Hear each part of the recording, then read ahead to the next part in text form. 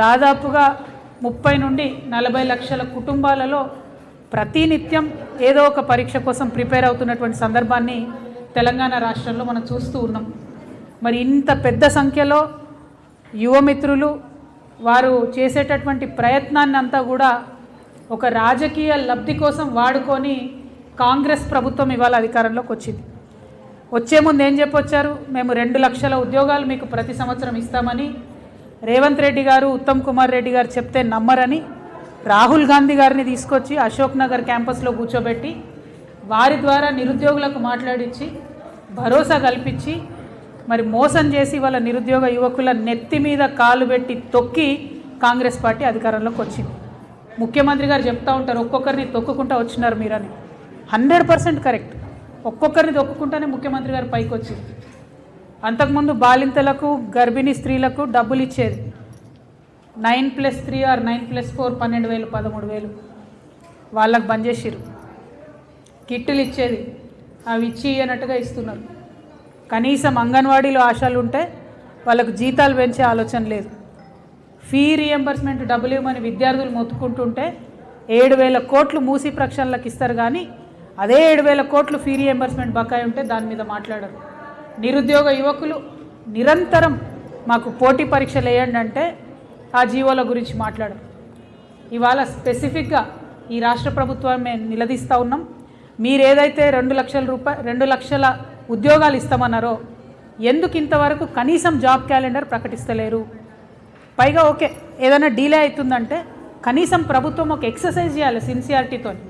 For example ఈ రాష్ట్రంలో ఏ notification వేద్దామన్నా ఏదో ఒక జీవో అడ్డం ఉంది. కనీసం దాని మీద గవర్నమెంట్ ఎక్సర్సైజ్ చేస్తలేదు. ఇవాళ పర్టికులర్గా డిగ్రీ లెక్చరర్స్ గురించి మాట్లాడదాం అనుకున్నాం. అయితే డిగ్రీ లెక్చరర్ల ఉద్యోగాలు వేయాలంటే జీవో నంబర్ 4 అడ్డంకిగా మారింది. అది మొన్ననే ఫ్రెష్గా రేవంత్ రెడ్డి గారు తీసుకొచ్చారు. డిఎస్సి వేద్దాం, టీచర్ పోస్టులు ఖాళీ ఉన్నాయి 20,000 పైగా అనుకుంటే 108 జీవో అడ్డం ఉంది. చంద్రబాబు నాయుడు గారు ఇచ్చిన జీవో ఇప్పటి వరకు కూడా 108 జీవో అడ్డం ఉంది. ఆనాడు ఆ ప్రభుత్వం మార్చలే, ఈనాడు ఈ ప్రభుత్వం మారుస్తలేదు. గ్రూప్స్ వేద్దామంటే GO number 29 SC ST BC మొత్తం అందరు విద్యార్థుల నోట్లో మట్టి కొడుతూ రేవంత్ రెడ్డి గారు తీసుకొచ్చిన జీవో అది అడ్డం. పోలీసు ఉద్యోగాలు వేద్దామంటే జీవో 46 అడ్డం. గురుకులాల్లో ఉద్యోగాలు వేద్దామంటే జీవో 81 అడ్డం. కనీసం ఈ జీవోల మీద ఒక్కసారి మీరు అడిగినరా, మాట్లాడినరా, నిరుద్యోగులను పిలిచినరా, ఎవరినన్నా ఎక్స్పర్ట్స్ని పిలిచినరా? అసలు ఎందుకోసం తెచ్చిరు ఈ జీవోలు? ఎవరి కోసం తెచ్చిండ్రు ఈ జీవోలు? మీరు ఇచ్చే నోటిఫికేషన్ వల్ల లాభం ఏం జరుగుతున్నది? ఇవాళ డిగ్రీ కాలేజ్ లెక్చరర్లకు 15 సంవత్సరాలైంది. తెలంగాణ రాష్ట్రం రాకముందు 2011లో నోటిఫికేషన్ ఇస్తే ఇప్పటి వరకు డిగ్రీ కాలేజ్ లెక్చరర్కి ఇవ్వలే notification. First time after 15 years వస్తుంది.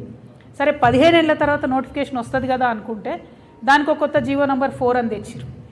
మామూలుగా నెట్ సెట్ జరుగుతుంటుంది, national eligibility test every year కేంద్ర ప్రభుత్వం పెడతానే ఉంటుంది. 2 సార్లు పెడతారు, వాళ్ళ టైం టేబుల్ ప్రకారం జరుగుతుంది. ఇక్కడ స్టేట్ ఎలిజిబిలిటీ టెస్ట్ పెట్టాలి, ప్రతి సంవత్సరం పెట్టాలి. కానీ ఈ ప్రభుత్వం వచ్చినాక 3 ఏళ్లలో ఒకసారి పెట్టిండ్రు. మీరు సెట్ పెట్టారు, మీరు డిఎల్ ఎగ్జామ్ వేయబట్టి ఎట్లా క్వాలిఫై అవుతారు పిల్లలు? 1 2 ఎన్నడూ అంతకుముందు డిగ్రీ కాలేజ్ లెక్చరర్ ఉద్యోగాల్లో ఇంటర్వ్యూ లేదు. ఇప్పుడు కొత్తగా ఇంటర్వ్యూ పెట్టి దానికి 10 మార్కులు పెట్టిరు. ఎవరి కోసం పెట్టిండ్రు? ఇంటర్వ్యూలు ఎవరికి ఫేవర్ చేద్దామని పెట్టిండ్రు.